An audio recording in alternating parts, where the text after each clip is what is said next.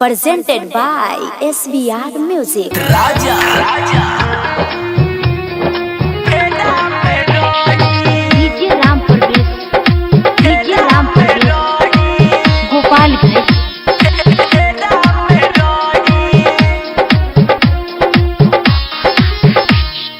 आसमानी से उतरली बारू तू पहरी राते दिन तोहरे फेरा में रही।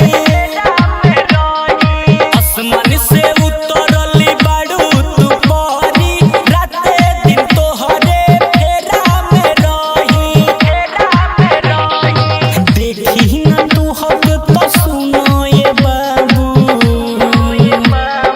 देखी ना तू हक तो सुनो ये बाबू, पानी बिना मछरी जैसे हमारी। आसमानी से उतरली बारू तू पहरी राते दिन तोहरे फेरा में रही। आसमानी से उतरली बारू तू पहरी राते दिन तोहरे फेरा में रही। DJ Ram Pravesh, DJ Ram Pravesh, Gopalganj. भगवान के बनावत में मेहनत लगल बा, भगवान के बनावत में मेहनत लगल बा। बिंदिया बुझाला जैसे चांद सजल बा।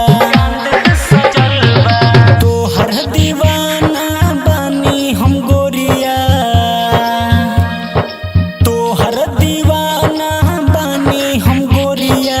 कितना बड़ाई तोहर लोगों से करी। आसमान से उतरली बारू तू पहरी राते दिन तोहरे फेरा में रही। आसमान से उतरली बारू तू पहरी राते दिन तोहरे फेरा में रही।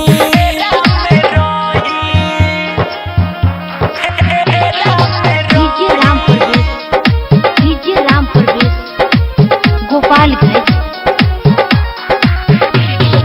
बलवंती राजा के अपन बना लो, बलवंती राजा के अपन बना लो। साटी के दिल से हमके लगा लो।